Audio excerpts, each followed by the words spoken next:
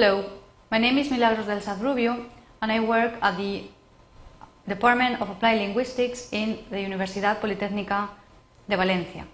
The title of this presentation is Academic Writing, Positioning Yourself in the Discussion section of Research Articles. Well, the aims of this presentation are, first, to learn about the structure of the research article,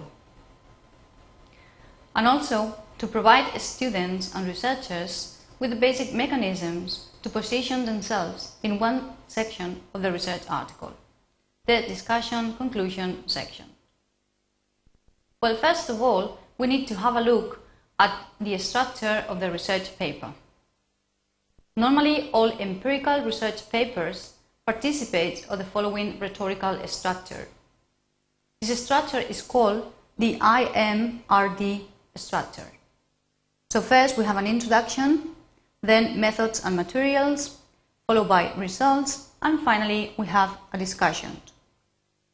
So this structure gives you an idea of the general, specific and general information that you can transmit in a research paper. At the same time, you have to bear in mind that the different sections of the research paper participate of different linguistic characteristics. Here you have a table which shows the frequencies of selected features in RP sections. So you can have a look at the use of verb tenses, for example, here present tense, past tense, or the use of voice, passive, as well as the use of citations, qualifications and commentary, and how these characteristics are distributed in the introduction, methods, results and discussion. Right, here you have the first task.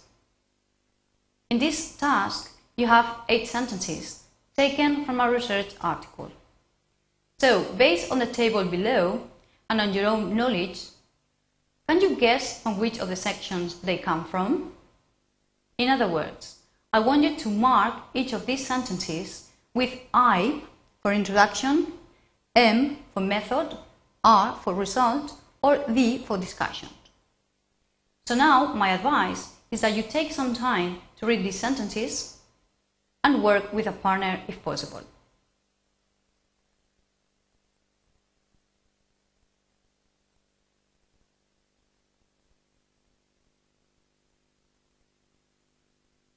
Right. Now we're going to continue with the discussion conclusion section of research articles. Well, I'm not going to make any distinction between the discussion and conclusion sections, basically because the distinction is partly conventional. And sometimes it depends on the field of study and it depends on the journal. So some authors will differentiate between a discussion or conclusion section and some others will join them together.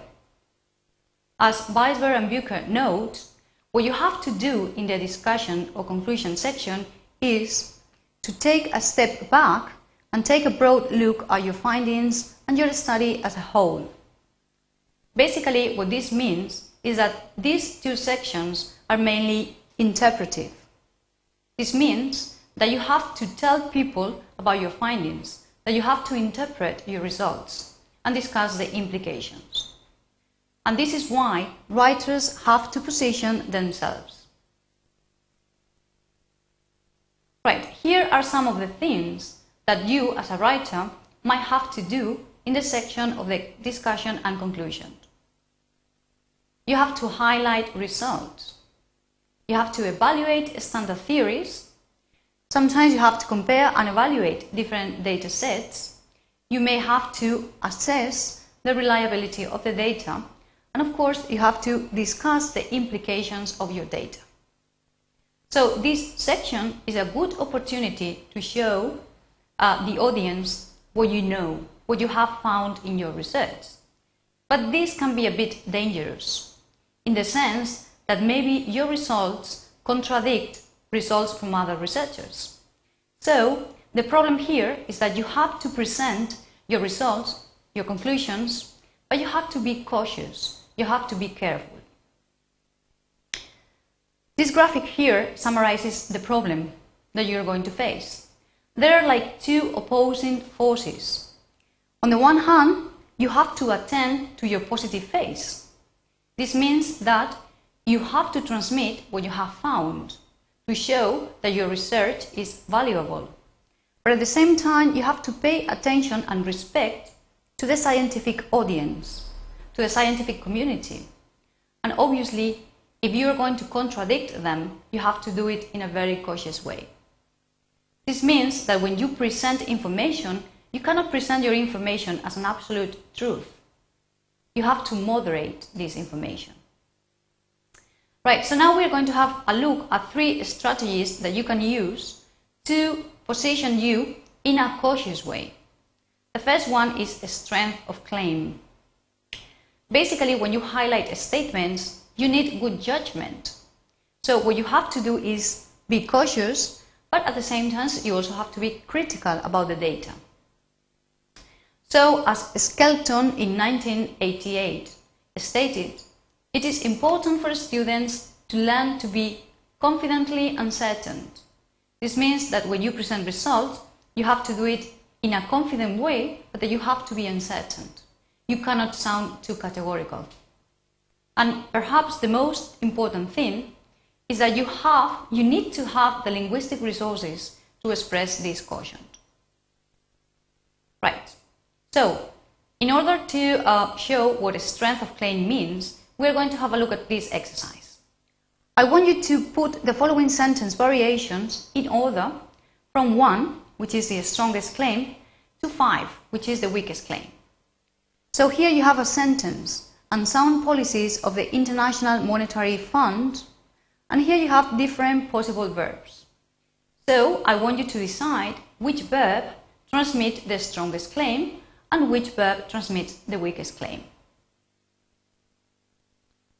Here you have the key.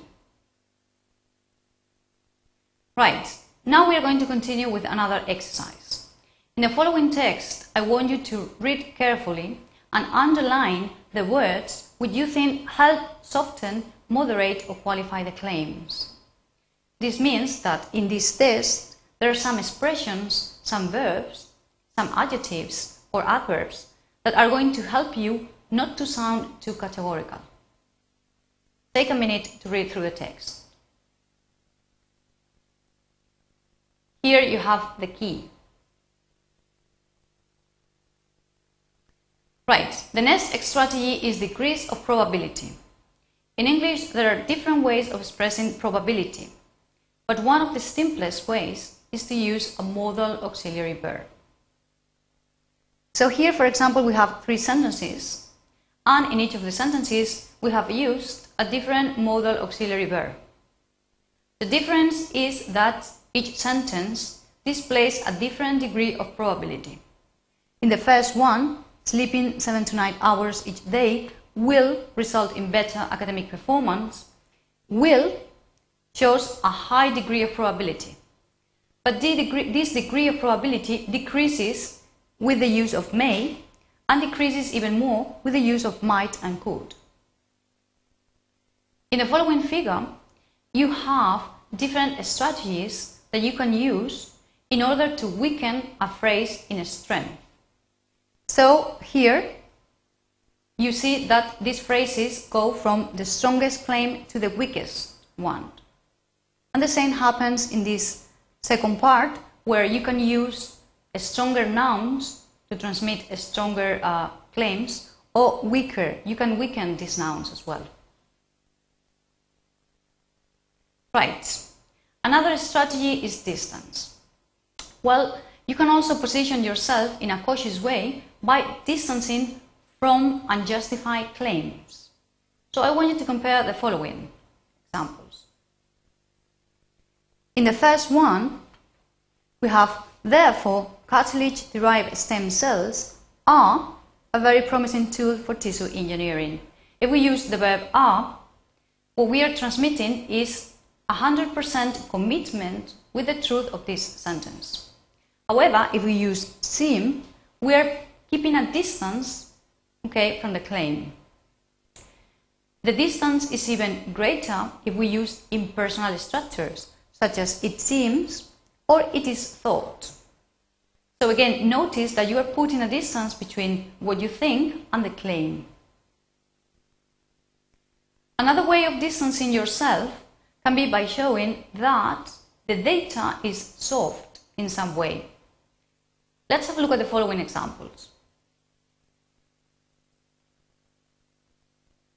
Here we have that your information is limited on data. Or here we have in the view of some experts. So indicating that the source of responsibility is not you, but other people. The same happens in the next example. According to this preliminary study, well, your results are based on this study, so you are not to blame. And the same happens in the last one, based on an informal survey. So remember that if you want to position yourself in a cautious way, you have three main strategies. You can manipulate, modify the strength of the claim, you can use decrease of probability, and you can manipulate the distance you put between yourself and the claim. And this is all for today. Thank you very much. Just remember that at the end of this presentation, you have several exercises where you can practice all we have explained, and you also have the key for these exercises. Thank you.